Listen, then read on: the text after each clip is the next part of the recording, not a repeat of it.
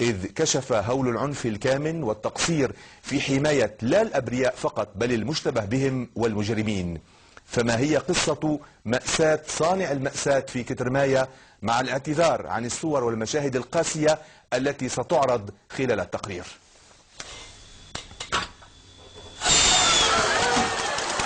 قتل أهالي بلدة كترماية محمد مسلم المصري الجنسية والمشتبه بتورطه في ارتكاب الجريمة التي أودت بحياة المسنين يوسف وكوثر أبو مرعي والطفلتين آمنة وزين الرواس. وطاف الأهالي بجثته في شوارع البلدة تارة سحلا وتارة أخرى بوضعها على مقدمة السيارة وسط إطلاق نار وصرخات غضب وتكبير وتصفيق وهتافات تقول بأن الله اقتص من المجرم.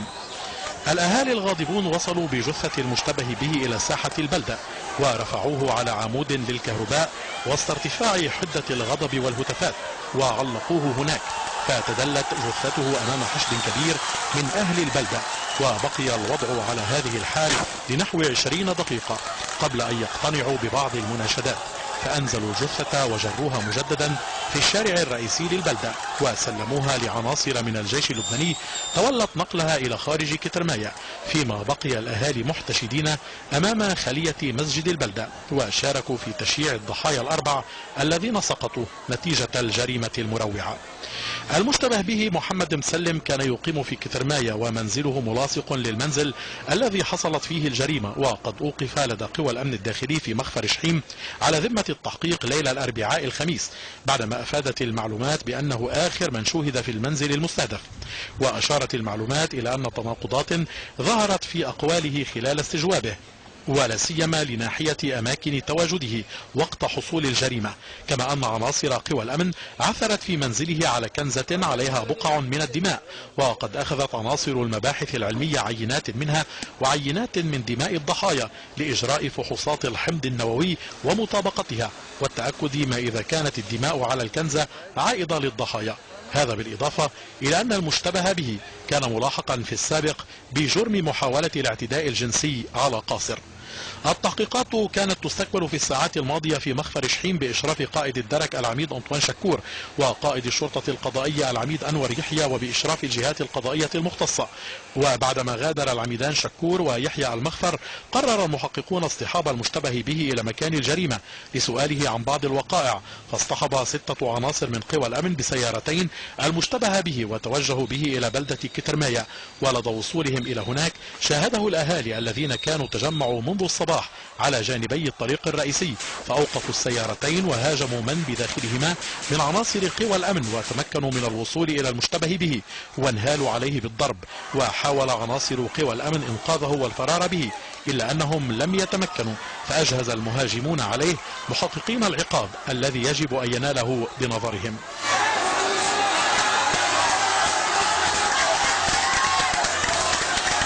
حال الغضب والحزن كانت سيطرت على كترماية منذ اللحظة الأولى لجريمة قتل المسنين والطفلتين، وكان الجميع يتساءلون عن الذنب الذي اقترفه هؤلاء كي يقتلوا طعنا وبوحشية كبيرة، لافتين إلى أن هذه العائلة هي من العائلات الفقيرة في البلدة، وأن الجد ووالدة الطفلتين كانا يعملان جاهدين من أجل تأمين لقمة العيش، خصوصا بعدما وقع الطلاق بين الأم وزوجها الموجود في الدمام في المملكة العربية السعودية. استغل الفرصة هالإنسان المجرم هيدا وفات على البيت، طعن جوز خالته، يعني إجرام لا يوصف.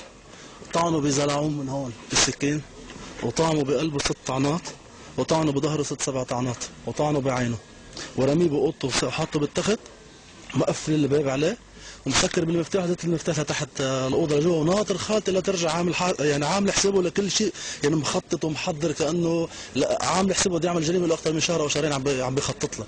فاتح خالتي على البيت، اخذ خالتي اخذها على الحمام الداخلي، نفس الشيء عمل، طعنها كذا طعنه بالسكينه، مشوه فيها قصص لمنخاره يترقب بدماغها من هون، مشوه بشكل كثير غريب بالجته، وناطر رجع لاولاده كمان حطها بالحمام ومسكر الباب عليها، وناطر الاولاد ليجوا جايين الاولاد، محاوله وحده منهم تهرب بالظهر، طريقها بالسكينه شايل لها شقفه من ايدها من هون، ورميها طريقها بظهر 3-4 طعنات، وركض للثانيه، طعن الثاني، كل وحده حطتها بحمام، ضربهم.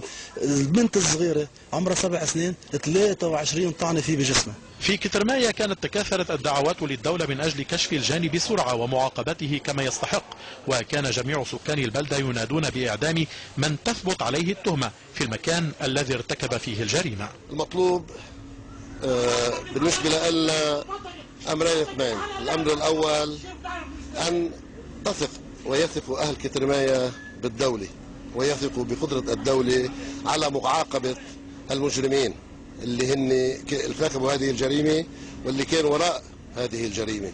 والمطلوب كذلك من الدولة، من الأجهزة الأمنية، من الأجهزة القضائية أن تقوم بواجباتها كاملة، لأنه لن نقبل إلا بمعاقبة المعتدي وسيعاقب هون في ساحة كترماية. بعد مقتل المشتبه به قد تكون سلامة التحقيق والوصول إلى نتيجة حاسمة في شأن الدوافع أمرا مشكوكا به، وتبقى المشكلة الأكبر في أن يشكل ما حصل في كترماية سابقة يلجأ لمثيلاتها لبنانيون آخرون لأخذ حقهم بيدهم واعتماد عدالة الشارع بدل عدالة القانون.